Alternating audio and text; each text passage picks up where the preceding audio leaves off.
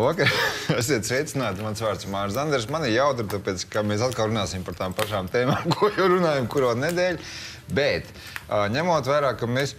Vēlams, kur tas jaunums? Pārsēdinājuši, ok. Ņemot vērā, ka mēs te esam divas pēdējās nedēļas par šī tēmām vingrojuši ar Edgaru Jaunūpu un vai nu Štokenbergu vai Rajevski vai, Iebu, citiem vārdiem sakot, dažādiem cilvēkiem, kas komentē procesu. Tad šoreiz pārmaiņas pēc mums ir dzīves politiķis. Cik tas var būt iespējams? Saeimas deputāti Ilze Viņķele, labvakar. Labvakar. Bet, tēmas būs tās pašas, bet sāksim ar kaut ko citu mazliet. Pirmkārt, man ir jāsaka, ka pēc mūsu tradīcijas ne raidījums bez valsts prezidenta mājaslapas video materiālu izmantošanas ir sākusies pretreakcija, ko es arī vēlos nokomentēt. Proti, prezidenta kancelēja vai preses dienas ir sācis ņemt ārā videoklipus. Labākos, manuprāt. Kas, man liekas, ir pilnīgi nevajadzīgi. Jo mēs gribējām parādīt vienu klipu, kurā īstenībā neviens nebija slikts. Vai kaut kā muļķīgi neizskatījās, bet tas klips es viņu īstenībā izstāstīšu, un tad iesim tālāk, jo tas bija jauki. Respektīvi, Vejons tātad viesojās Lielvārdas tajā karabāzē. Tas skaistais pirmkārtām bija tas, ka man par amerikāņiem nav sevišķi labas domas, bet viņi forši tādā nozīmē, ka viņiem nav tās iztapīguma. Respektīvi, nāca tie amerikāņi, tie, kas tur tie lidotāji, un viņi pret to prezidentu kā pret normālu dzīvu cilvēku izturējās. Tur bez kaut kāda, un tas bija ļoti patīkami skatīties. Cik es saprotu, bruņoto spēku mājaslapā šis fakts vēl ir palicis, bet nav palicis tas, kas bija nākamais, ka mūsu valsts prezidents tika līdz tam iznīcinātājam, vai kas tas par vērķi tāds ir. Un tad bija kaut kāds tāds falliska ņemšanās ar tām raķetēm, viņš viņas tā glāstīja. Viņš nevarēja pa ko tik malā, viņam baigi gribējās apgrābstīt. Bet arī jau īstenībā mīlīgi. To izņēma. Labi. Nākamais. Saima, kas tur kaut ko darās, un te mēs nonākam līdz aizvadītās nedēļas plenāru sēdē, kurā mūsu kārtējo reizi iepriecināja šajā gadījumā bez ironijas, jāsaka, Karls Šadursks, kurš nekad nelien pēc vārda azotē. Par to viņam cieņa un kā sacīt, cepuršu noņemšana. Proti, mēs vēl tālāk raidījumā runāsim par iekšpolitiku. Mums ne tikai pozīcija uzvedās tā, kā jūs tur, draugi, uzvedaties, bet mums opozīcija arī uzvedās tieši tā, kā viņi uzvedās. Proti, vienīgais, ko no opozīcijas varēja sadzirdēt, bija tas, ka Mārtiņš Bondārs, respektīvi Latvijas reģiona apvienības līderis, teica, ka beidzot valdība ir ieklausījusies opozīcijā un 2% IKP būs aizsardzībai. Kā lai pasaka, to pirmkārtām solīja visas partijas, manuprāt, un tur nav viņa nopelni reģionāļu apvienības. Un no šī viedokļa Šadurskis reaģēja, manuprāt, ļoti labi, ja var tad pirmo attiecīgi fragmentu. Es saprotu, ka, kad ir pagājis zināms laiks, tad Krievijā slavenajā sestdienas talkā, lokomotīvju depo, visi ir nesuši šo baļķi, un paldies reģiona apvienībai par šo baļķa nešanu. Bet man ir labāks priekšlikums reģiona apvienībai, kā iemūžināt sevi ne tikai cilvēces, bet arī visas pasaules vēsturē. Godātie kolēģi, iesniedziet lūdzu Saeimā vispasaules gravitācijas likuma priekšlikumu. Šis likums būs spēkā un darbosies arī tad, kad Saule būs atzisusi un Saules sistēma būs beigusi pastāvēt, bet pasaulē tas būs mūžīgs līdz ar jūsu partijas vārdu un lielo pienesumu pasaules attīstībā. Paldies! Jāsaka, mums ir, kā sacīt, dzimis runātājs viens, kā sacīt, kuram varbūt vajadzēja palikt akadēmiskajās aprindās, jo tad vairāk studenti iet mācītos, jo Šadurski vienmēr ir klausīties interesanti. Labi, tūlītās tiksim pēdējais, jo mums kaut kā jātiek līdz šai iekšpolitikas tēmai, bēgļi, valdības krīze, un mums ir konstitucionālā krīze, pareizi? Tā runā. Kas ir konstitucionālā krīze? Es gribētu teikt, ka izteikuma autori pati, laikam, nevarētu paskaidrot. Tas izklausās diktāk, ja saka, konstitucionālā krīze. Lūk, bet man jāsaka, pēdējais fragments, kas ir no tāda, kā teikt, politiķu visādas izrunāšanās viedokļi, ir, protams, vēl viens mūsu raidījuma regulāra sastāvdaļā domāju, ne viesis, bet citējumais cilvēks Aivars Lembergs. Man jāsaka, es pēc tam, ka pats biju līdz šo linku Twitterī uz viņa slaveno preses konferenci, tad tā tika dažādi atražot arī citos mēdījos. Bet, katrā gadījumā man likās, ka Lemberga kunga ārpolitiska analīze par situāciju Sīrijā tomēr ir tā cienīga, lai viņu arī mēs atskaņot vēlreiz, un tad jau ķersimies tālāk pie tēmu iztirzāšanas. Līdz ar to tātad Aivars Lembergs skaidro tuvējo austrumu iekšpolitiku. Tas būtu apmēram Latvijas gadījumā būtu tā, ka tagad notiktu uzlidojums Nila Ušakova mājai. Otrādi. Būtu uzlidojums Lemdotas Straujumas mājai, Nila Ušakova interesēs, atbalstot Ušakovu kā opozicionāru. Tāpat arī manai mājai, tā apmēram iznāk tā. Un visi tie, noskaidrot vēl visi tie, kas balsojuši par nacionāļiem vai par vienotību vai par ZZS, un tad tos visus bumbot. Jo viņi, tā teikt, ir pozīcijā. Un kāds Amerikā vai Eiropā grib, lai būtu cita, pie varas nebūtu ievēlētie, bet būtu kādi citi. Tāda ir tā praktiskā politika. Tā. Visiem skaidrs. Tavu māju arī bumbos. Kur manu pirmā kārta? Tā pirmā, jā. Jo tu jau esi vēl liberāstu nometnē piederīgi. Bet labi, tagad sākot runāt par to, kas mums ir ar visiem tiem bēgļiem saistībā. Pirmkārt, vai jums ir skaidrs savu versiju par to, kāpēc Lembergs tik agresīvi vispār par šo tēmu runā, jo tā bija tāda, vairāk gega, ja, kā viņš tur stāstīja, bet par Sīriju, kas notiek Sīrijā. Bet, principā, šajā preses konferencē es viņu nebija redzējis tik niknu reāli. Vai arī viņš ir labs aktieris, es nezinu, ir divas versijas. Jums ir kaut kāda versija? Tas man arī lielākais noslēpums pēdējās nedēļās, kāpēc Zaļie zemnieki un Lembergs, protams, kā viņa karogu nesējs, tik ļoti neelastīgu pozīciju ieņem, jo skaidrs, ka tās pozīcijas iziet ārā viņi nevarēs. Principā viņi kļūst par tādu Nacionālas apvienības klonu šajā jautājumā. Tā ir tikpat asa, tikpat absolūti neelastīga pozīcija. Un, ja no Nacionālas apvienības tas kā bija sagaidāms, tur kāda loģika bija, ņemot vērā viņu tur programmatiskās nostādnes un elektorātu, tad zaļie pārsteidz. Un es domāju, tur var būt tikai divi skaidrojumi. Viens ir, ka vai tiešām zaļie zemnieki vēlas to valdību šobrīd gast, un šī ir labākā metode. Varbūt pat vienīgā, ja ne labākā. Otra versija, ka varbūt tik tiešām ir sajust tik milzīgs vienotības vājums, ka to valdība pat gāzt negrib, bet apzināti dzīt tādā stūrī, parādot tādu vienotības nevarīgumu un tiešām tiek domāts par kaut kādām nākotnes vēlēšanām. Kas man liekas maz ticams, jo pārāk ilgs tas periods, 3 gadus uz priekšu, tā kā jocīgi. Es drīzāk paliku pie tās pirmās versijas, kad ir vēlme to valdību sagāst. Es gan tikai nesaprotu, kā to valdību gāžot, pēc tam tur par kaut ko varēs vienoties, ja nākamās valdības griezumā. Bet, iespējams, ka ir kaut kāds plančiks azotē. Mums ir plančiks, bet mums ir dzīves deputāts. Es negribu, protams, kaut ko spaidīt ārā, kaut kādu informāciju, bet vismaz kā tev izskatās? Kāda tev ir versija? Es domāju, jūs nemazāk kā es esat redzējuši, ka sarežģīti plāni, ko Vecrīgas planktons izanalizē un Lembergs to un kurš tur ko. Beigās izrādās kaut kas ārkārtīgi vienkāršs, jo mēs nebūtu tādā, es teikšu, tūtā, kā mēs esam, ja tās smalko spēļu iespējas būtu vēl joprojām. Tie laiki drusku garām, tur šķēla, kā aizgāja, tad tur apkrita tās schēmas. Tagad kā ir, tā arī izskatās, un otrādi. Tā kā manā versija būtu pirmām kārtām, ka nacionāļiem tur plus mīnus ir skaidrs, kādēļ viņi tik cieti pozicionējās. Savukārt ZZS ir totāli reitingu vergi. Tā ir viņu ticība. Tā kā saimnieciskās intereses un reitingi. Un ja reitingi ar tik lētiem paņēmieniem iet augšā, kā tas notiek Nacionālajā apvienībai, apsedlojot to antibēgļu retoriku, tad tas neko nemaksā. Tas absolūti neko nemaksā ķerties astē. Un tas, ko Edgars teica savukārt, ka viņi ir iedzenuši sevi stūrī, vispār kāda Latvijas politikā stūri ir. Es domāju, mums viss ir apkārt.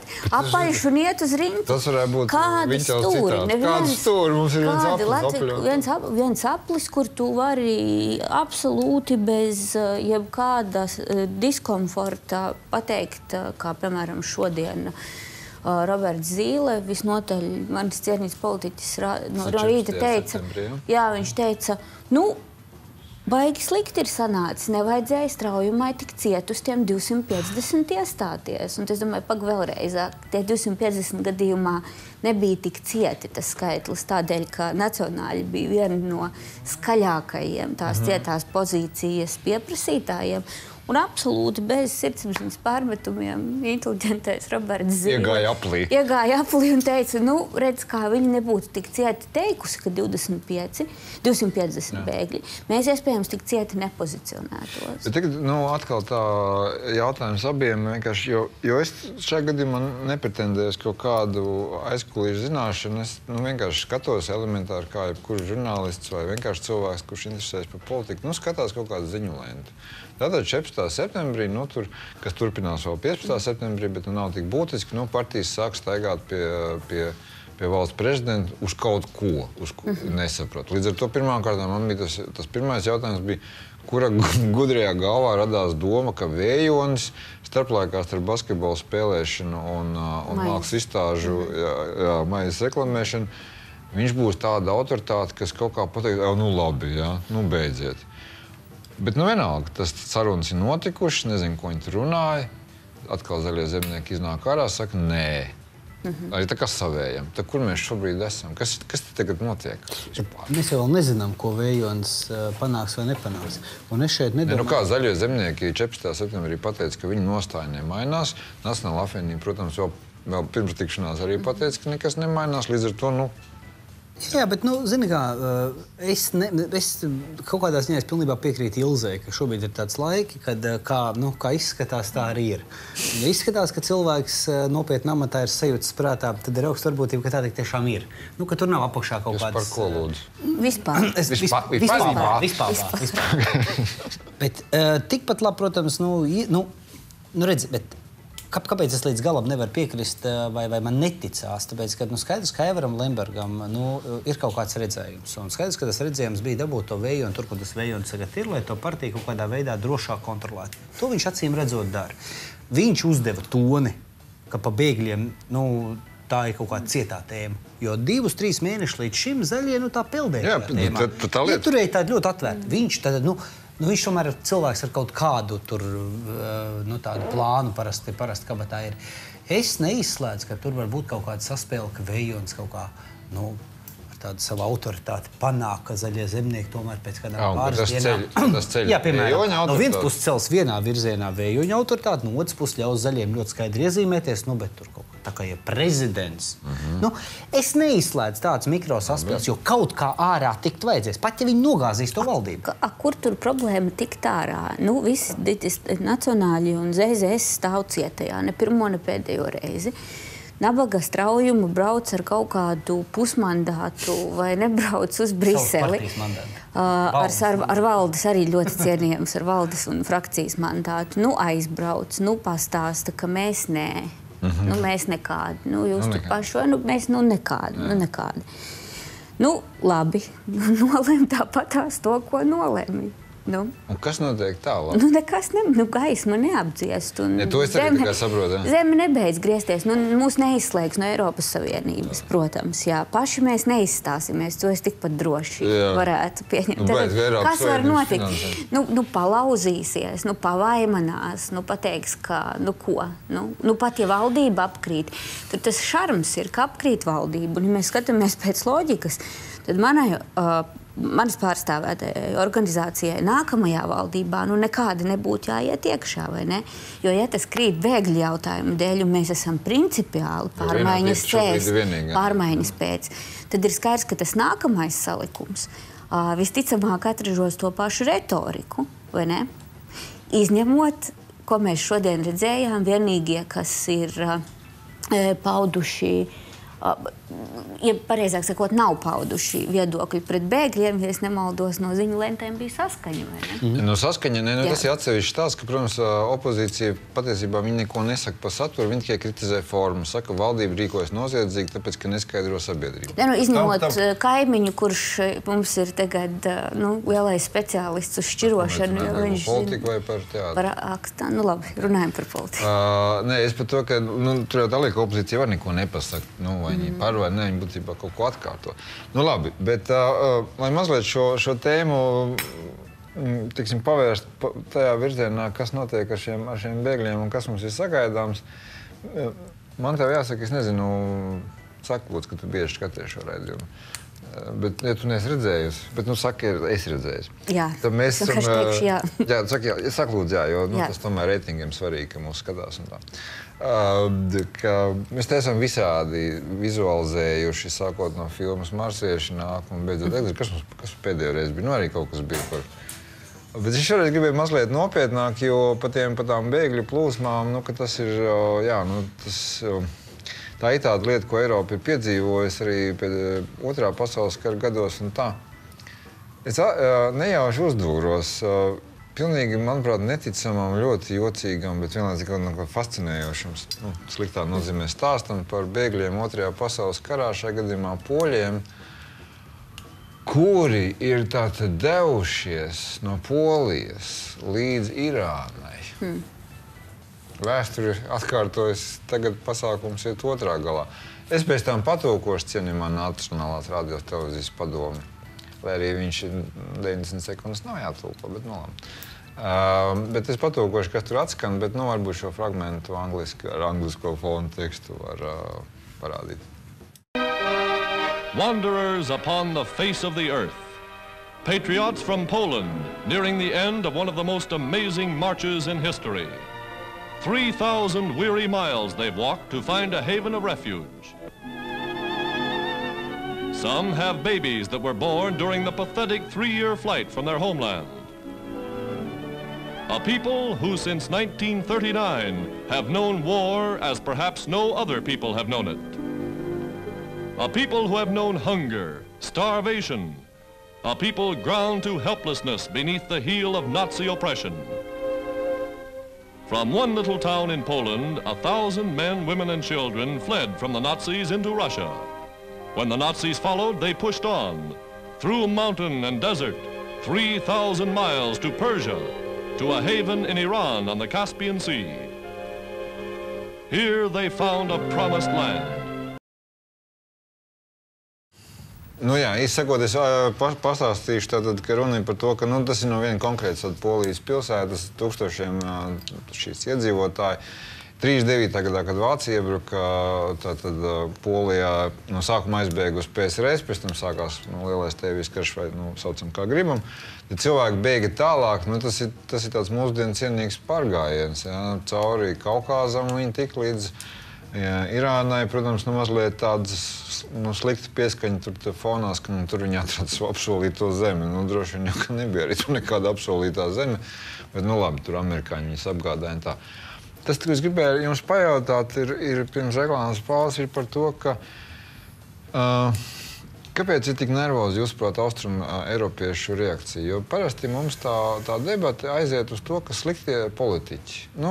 Stulbā straujumā vai stulbais kas tur nemāk izskaidrot, bet ir kaut kāda sajūta, ka ir liela daļa sabiedrības tā kā satraukta. Jums ir versija, kāpēc tā? Es lasīju vienu īsi pirms šurpnākot. Es lasīju arī tavu rakstu. Es domāju, to storiju. Jā, garš bija. Labs bija, labs raksts. Es vienmēr rakstu samērā labi. Bet, tas bija viens... Kāds nopienš tu uztur. Labi.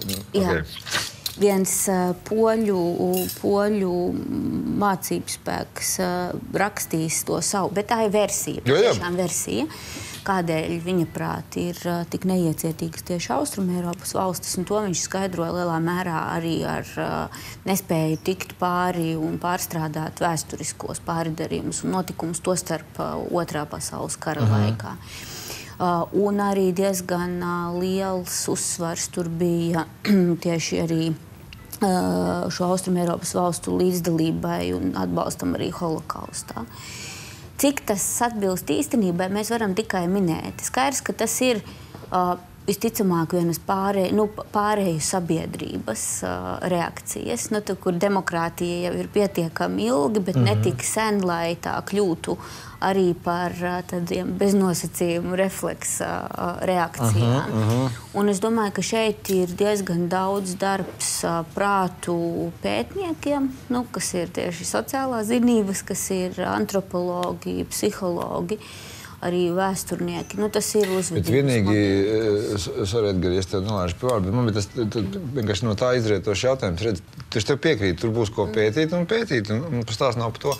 Bet mums tā kā vajadzētu līdz kaut kādai skaidrībai un lēmumiem, labiem, sliktiem, pieņemamiem, nepieņemamiem, tikt kaut kādā laika nogrieznīs. Kamēr mēs izpētīsim vēsturnieku. Kamēr mēs pieradināsimies tiem demokrātiskām izpausmēm, jā, un tur gan ieslēdzās ļoti liela valdības politiķis un tā kā priekšstāvju loma, arī sabiedrības līderi tās augtie, un tur var piekrist Jurģim Liepniekam, kurš trāpīgi norādīja, ka tad, kad bija jāmobilizē cilvēki, lai dotos uz vēlēšanām, tostarp arī, lai atdotu balsi pareizajiem spēkiem, kas var noturēt ģeopolitisko situāciju pareizā virzienā, tad tagad šo sabiedrības sirdsapziņas, inteliģenci dzird daudz mazāk un piezemētos toņos.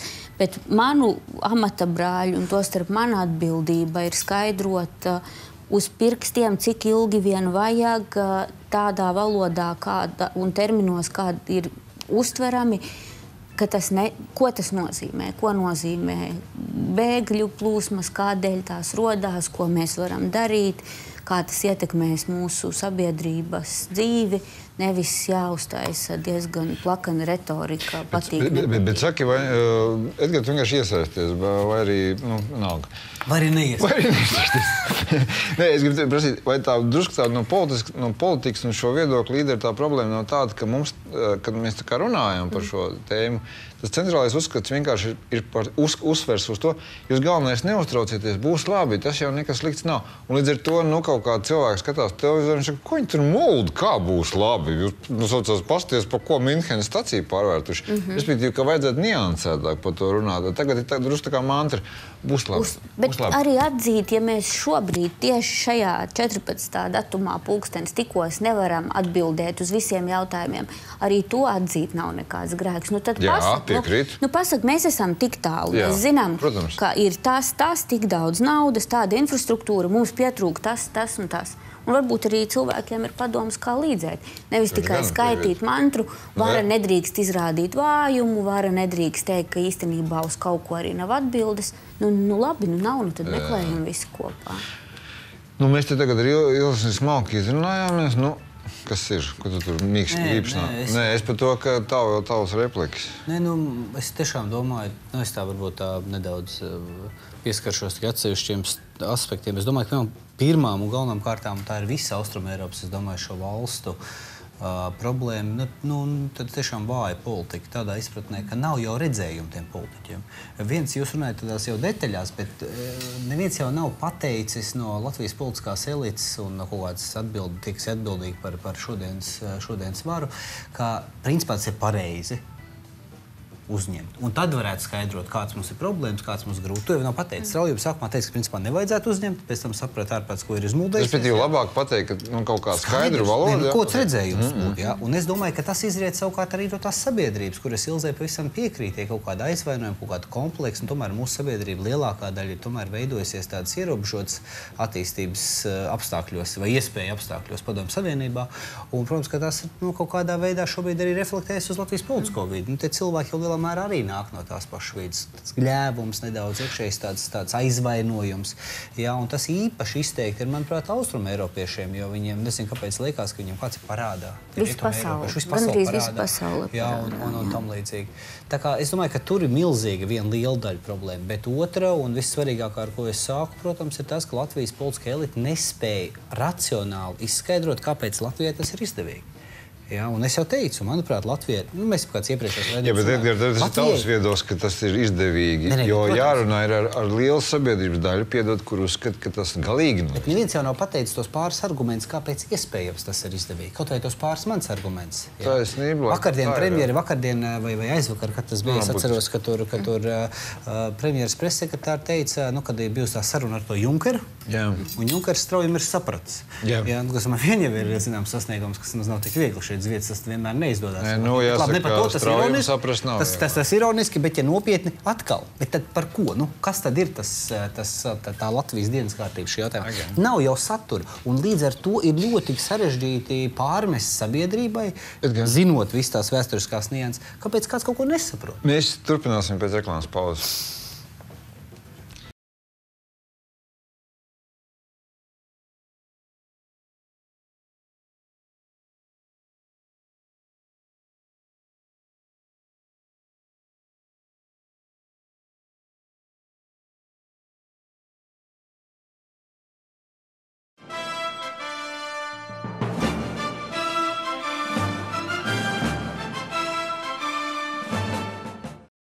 Labi, es pieļauju, ka...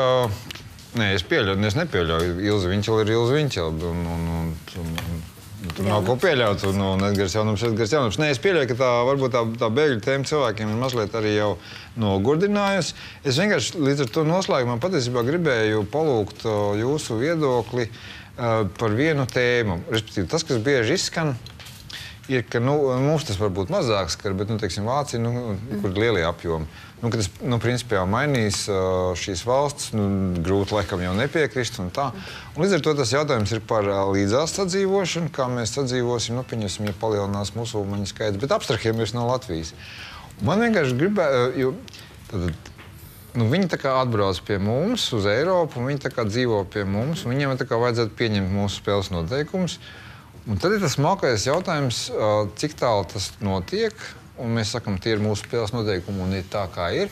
Respektīvi, internetā sāka nedēļas sākumā klejot viens video no Parīzes, kur ir bijis, es neizlikšos īsti nezinu, kas tas ir par musulmaņu pasākumu, kur, protams, attiecīgi, es pieļauju, kreisās feministas franču nolēma parādīt, kādas ir Francijā tradīcijas un tā joprojām.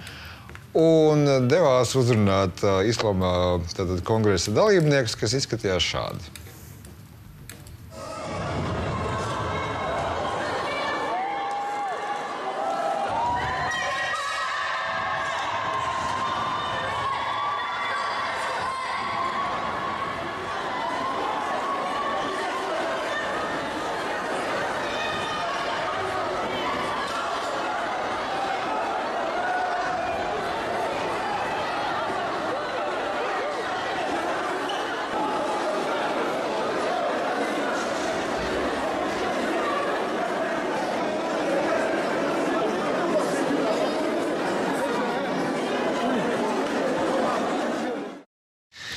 Man tagad ir dalīts jūtas. No viedokļu, kā gribam, tā atpūšamies. Gribam ar kailām krūtīm izējām. Jo tie ir Parīze. Plašā nozīmē Eiropa. Arī jau nedrīkst, ja tā godīgi. Jā, bet labi, jūs sapratāt, no otras puses... Īrieši drīkstēt ar kailu torsu. Jā. Ir jau no otras puses, it kā, kāpēc tā speciāli kacināt? Jo es arī bijis rietumos Eiropā mošajās, es tur tā kā akceptēju, tāpēc, ka tās cilvēkiem ir reliģiski pielūgsmes vieta, piemēram, es tur... Māri, tev pat nevajadzētu mošajā, ja es domāju, nevienā no reliģiskām draudzēm tu nevarētu. Arī, ja tas notiktu pareizticīgo kongresu Rīgā, taču arī nebūtu iespējams. Vai ne? Bet jūs sapratāt jautājumu, tas ir tas stāsts. Mums ir Rietumē Eiropā, zinām, nosacījumi, respektīvi kaut kādi spēles noteikumi, kā vārda brīvība, izteikšanās brīvība un tā joprojām. Un kaut kādās brīžos tas nonāk dziļā konfliktā ar iebraucēju kopienā un tā joprojām. Kā rīkoties? Ja tu saki vienkārši atbildi, ka nevajag. Es nevaru atbildēt uz šo jautājumu korekti, vismaz savā izpratnē par korektumu, jo Jo mums tad būtu jāsalāgo, cik daudzi ierobežojumi sabiedrībā noteiktās grupās tāpat pastāv. Tieši tā. Tas ir trapīgi es domāju, ka tas jau nav nošķirams. Piemēram, pensionāru kongress. Lai tas nav rakstīts, bet tur būs noteikti strikti, sajūtami gan uzrunas, gan iznešanās tā kā priekšraksti, ko drīkst un ko nedrīkst darīt, vai kādas reliģiskās kustības, vai bērnu pasākumi. Kaut kas ir normatīvi regulēts, un kaut kas vienkārši izriet no kaut kāda kopējās vienošanās, kas ir, kas nav pieņemams. Un skaidrs, ka tās citu kultūru un tautību grupas, kas nāktu papildus, iespējams nāktu ar vēl papildus jauniem nosacījumiem. Bet, lai tagad šeit sēžot teiktu, ka tie būs daudz vairāk nekā tie, ar kuriem mums jau jāsadzīvo. Es vienkārši mēģinu iedomāties, jo saprotu, jo noteikti tās meitenes savukārt saka, ka viņas ir šādi mēģināja demonstrēt pret sieviešu stāvokli islāma. Bet jautājums ir, es ticētu viņu kailajām krūtīm, tad, ja viņas to pašu darītu konsekventi arī pie Jehovas lieciniekiem, vai pie pareizticīgajiem, vai grieķu ortodoksiem, ja viņas to dara visur konsekventi, forši. Ja viņas nāk tikai uz vienu lietu, tad tā ir drusku izrādīšanās procesa. Piekrīt, ja? Labi, bet tagad par to, kad es nezinu, kā to konstrukciju sauc, mēs jau smējāmies, bija tas stūri un tad ir apuls, bet tas bēgļu jautājums savijās ar to iekšpolitiku, ar tas, ka tur jūs tur vienotībā, nezinu, ko jūs tur nodarbojaties. Īsi sakot, rubrika Koalīcijas jaunumi. Edgars ir redzējis jau šo klipu. Jūs, cienījamie skatītāji, tas mums regulārais tātad būs pieteikuma klips. Tad, kad jums tas pieriebjās šis klips, tad jūs arī vienkārši atrakstiet, mēs meklēsim kaut ko jaunu, bet šobrīd žargonā sakot šī galviņa, manuprāt, vēl joprojām gluži labi der. Tātad koalīcijas, 3 koalīcijas partneri, 3 koalīcijas jaunumi.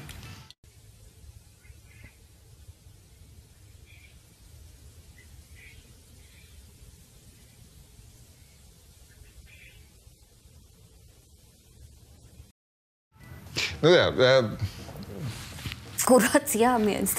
Es nezinu, izvēlies. Jā. Bet šī krīze, mēs te apsmaidījām raidījuma sākumā Solvītas Āboltiņas izteikumu par konstitucionālo krīzi un tā joprojām. Bet es vienkārši mēģinu saprast, kas tagad tomēr notiekās. Vienkārši vienotībā ierāda vietu, un tad, protams, jautājums, cik jūs paši tur esat, teiksim, es nezinu, jums nāk Rinkevičs stāst uz frakciju. Kaut kāds jums tur ir savu viedokļi, bet es pieļauju, ka arī īstenībā tur ir kaut kā tā, ka vienu vairāk, tāpēc, ka tā ir jāsaka uz āru. Un tad droši vien iekšpusē varbūt ir savādāk viedokļi. Es nezinu. Vienotībā par bēgļiem, ja ir kāds jautājums, kur ir gana homogēni viedokļi, tad tas ir bēgļu jautājums. Labi, bet mēs tā kā pirmajā daļā te novingrojām par to, ka tā kā vienkārši zaļie zemnieki dzen sev reitingus augšā un tā. Bet man pārsteidz tas, ka vienotība runā par krīzi, konstitucionālo un nekonstitucionālo, iznāk no prezidenta ārā ar tiešām akmens cietām sarūpētām sejām, visi pēc kārtas. Ja? Savukārt, ja es lūgšu parādīt zaļie zemnieki, iznāk no vējoņa, tur neizskaties, ka kādam ir konstitucionālā krīze. Visi tādi apmierināti. Tur tā... Bet apsties uz sejām un amatiem, ko puiši pārstāv. Nevienam nav jābrauc uz Eiropu vingrot par to, ko mēs te mājās izdarām. Es vienkārši mēģinu saprast, kāpēc tas tā pilnīgi tā vienkārši. Mēs smaidot aizējām pie vējiņa. Viņi nesaprot kaut kā, ka tur var valdību nokrist. Tas ir mērķis. Es domāju, bez viņiem jau neko nevar. Nē, bet es ilgākajā gadījumā prasu. Arī, ja tas ir mērķis, tad tas ir diezgan nožēlojami un gļēvi, tad būtu cirtuši dūri galdā vai galvā. Un par principiālām. Šī ir gana principiāla lieta, bet tā rīcības brīvība Latvijai prognozējami. tie ultimāti nepalielinās. Bet es pieļauju, ka viena lieta ir publiskā retorika, reitingi un tā joprojām, bet gan jau tur arī cilvēkiem izstāsta, kādas varētu būt pretreakcijas no Eiropas puses. Īstermiņā, vidējā termiņā, ilgtermiņā. Viņi to nesaprot? Tādā nozīmē viņi to neuztver? Nē, tas jautājums ir, vai kāds no tiem cilvēkiem tic, un man ļoti grūti iedomāties, piemēram, ka Roberts Zīle no sirds tic, ka mēs aiziesim pret straumi pilnīgi un varbūt pat vēl nokaulēsim mazāku skaitu. Līdz ar to tā ir diezgan, tāda bērnišķīga un neprofesionāla politiķu rīcība iecirsties uz lietām, kuras zina, ka tāpat nebūs noturamas un ka kādam citam viņu vietā tas būs jāiznes. Ja kāds no ZZS vai nacionāļiem, ko gan es nenovēlu Latvijai, būtu pie ārlietu ministrijas stūres vai jā, tu? Nē, tad lai ir. Bet, ja nē, tad viņiem nav jābrauc, viņiem nav tā pozīcija jāprezentē, viņiem nav tur jāiet kā baltajām vārnām. Tad respektīvi tā, jo es vienkārši domāju, kā varbūt cilvēki, viņi vienkārši netic, ka Eiropa varētu šķībi skatīties vai kaut kā tā. Viņi domā, labi, zikā, Rinkevičs, ko cits Rinkevičs var pateikt mūsu ārlietu ministrs? Skaidrs, ka viņš atnāk un sabaida viss, bet mēs nebaidāmies. Viens baida pārspīlēti, otri tur ultimātus pārspīlēti. Labi, bet visā šajā stāstā pirmo reizi vienotība kaut kā jau tu pareizi teici, iezīmēs ar kaut kādu savu nostāju. Es tagad, labi vai slikti, tas ir atkal cits jautājums. Te pašā laikā, piedošana, jums tur bardaks turpinās. Mēs esam šeit politisko procesu apskatīšanai lietojuši vēlna kalpus, man liekas. Man liekas, ka esam lietojuši vēlna kalpus kā ilustratīvo materiālu. Ļoti īsi fragments, bet, ir par 2 sievietēm. Ja var.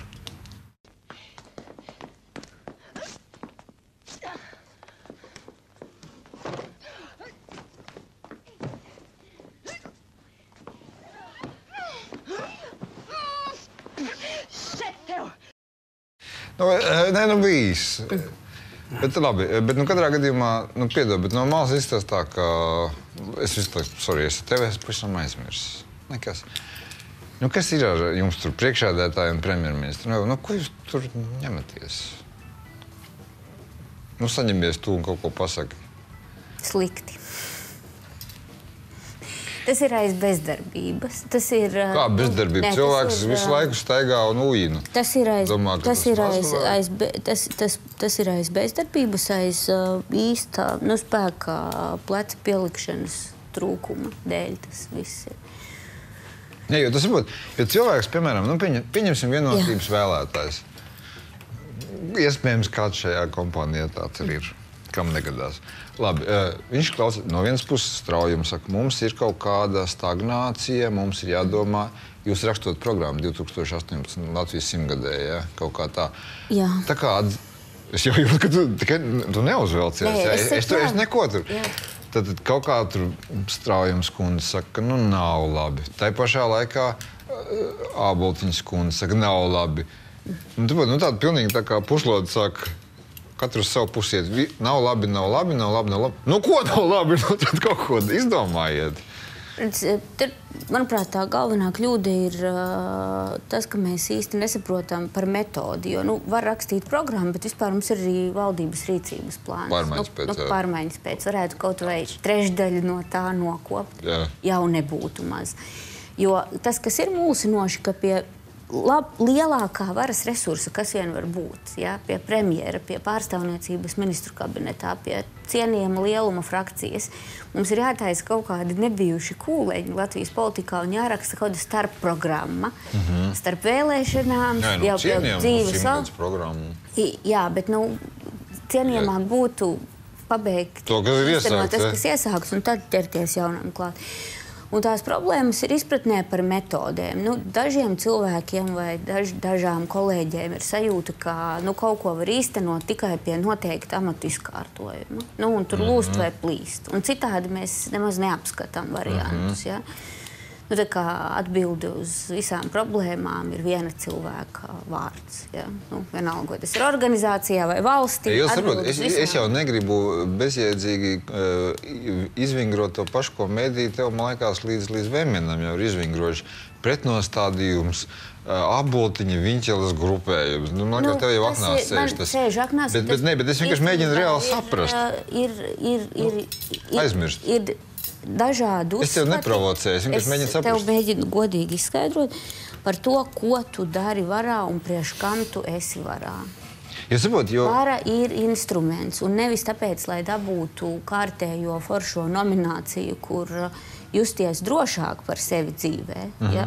Tam iet pie terapeita, psihoterapeita, un jūtās droši un var strādāt tos darbus, kurus dieviņš vai vēlētājs dod. Katrs cilvēks var atrast sev pielietojumu tai vietā, kur viņš ir, un darīt to labāko. Un tas, ko mēs esam pazaudējuši, kā organizācija, tādēļ, ka mēs esam ļoti tā kā vertikāli, tā konstrukcija ir veidota, ka viena vai dažu cilvēku nedrošības tik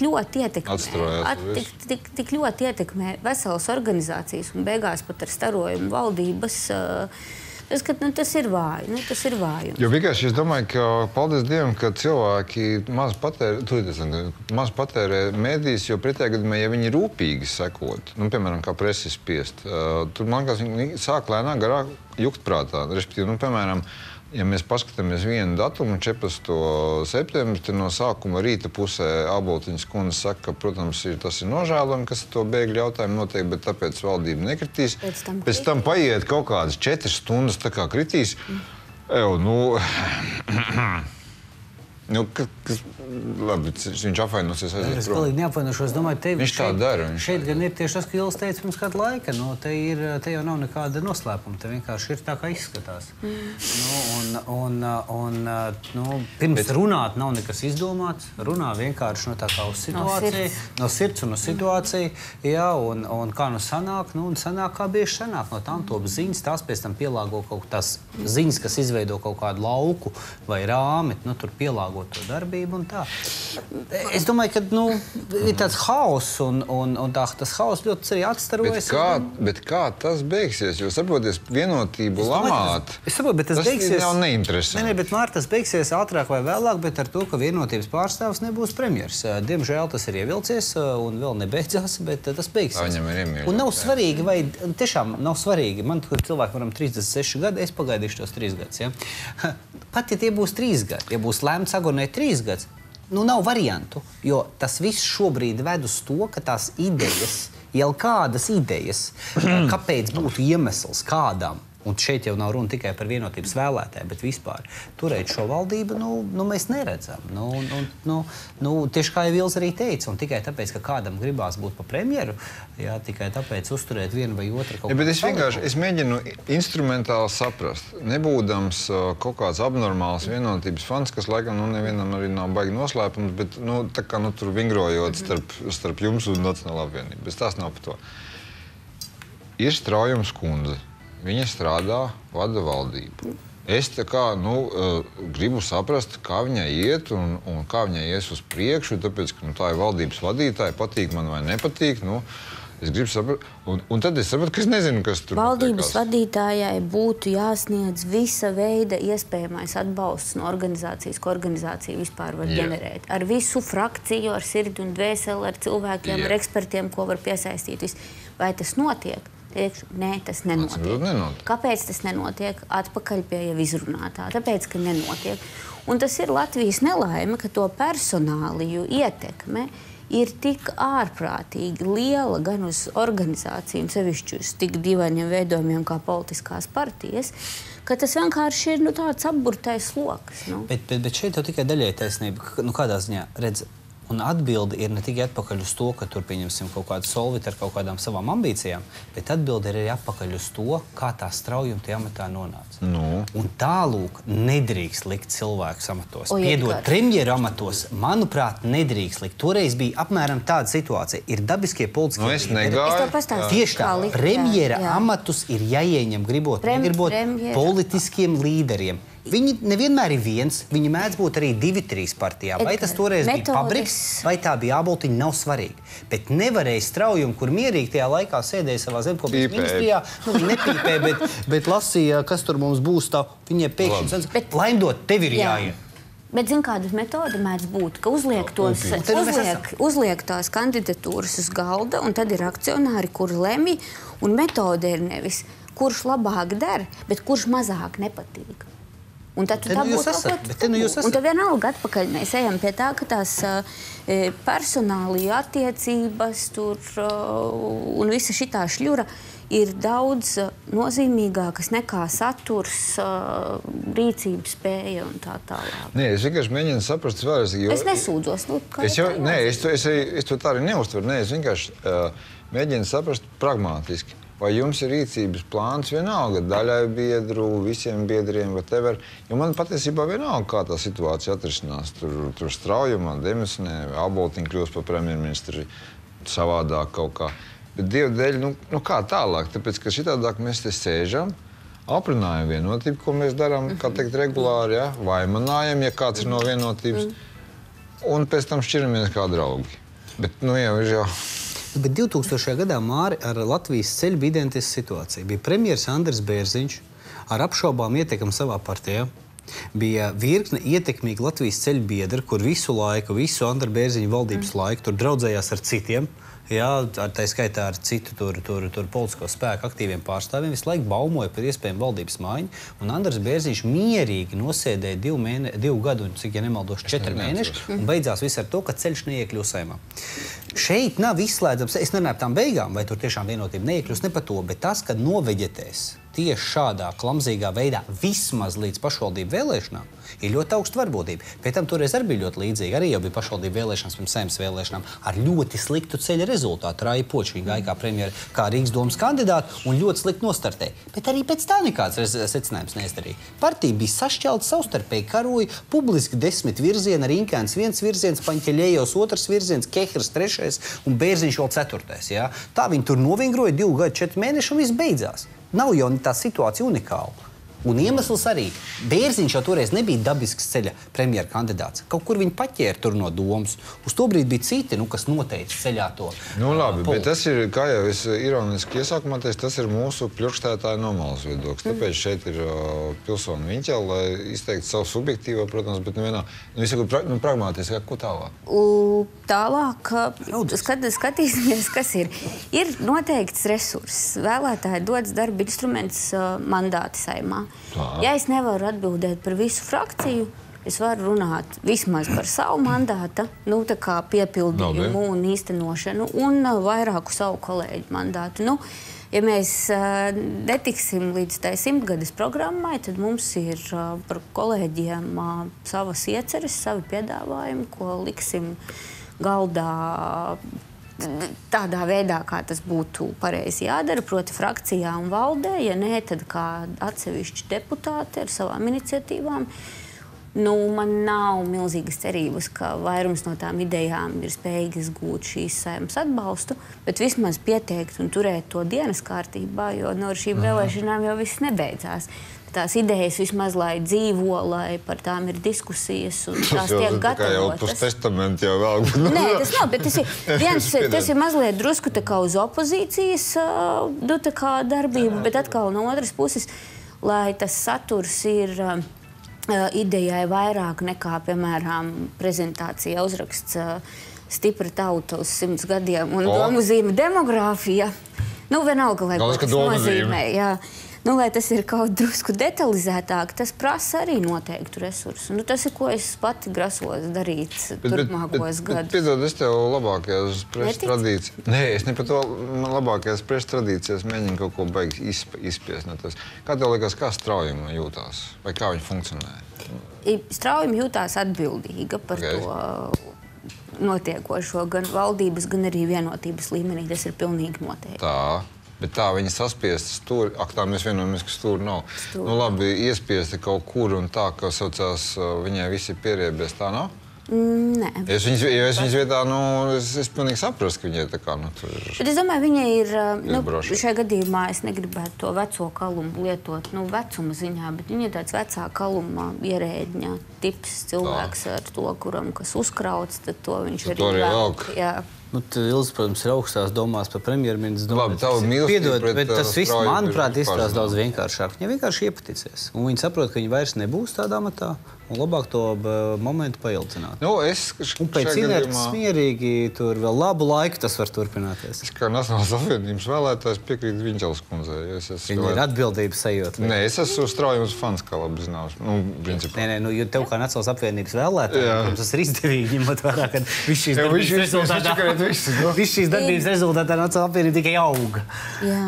Labi, ok. Nē, bet, izsakot, bet, tad kaut kā jūs esat tādā situācijā, jūs vienkārši, kā es vēl saku, man interesē, kas notiek ar valdošo partiju, kurai tur ir kaudze ministru. Valdošā partija piedzīvo transformāciju. Tā mēs to varētu teikt. Nē, mēs piedzīvojam spēju noformulēt, es ceru, ka uz to tas iet spēju noformulēt spēju noformulēt problēmas. Plus mīnus atzīt vismaz paši sev to problēmu rašanās cēloņus un tad nākamā solī arī risināt tās. Es domāju, ka mēs ir ļoti labi, ka Āboltiņas kundze ir priekšsēdētāja.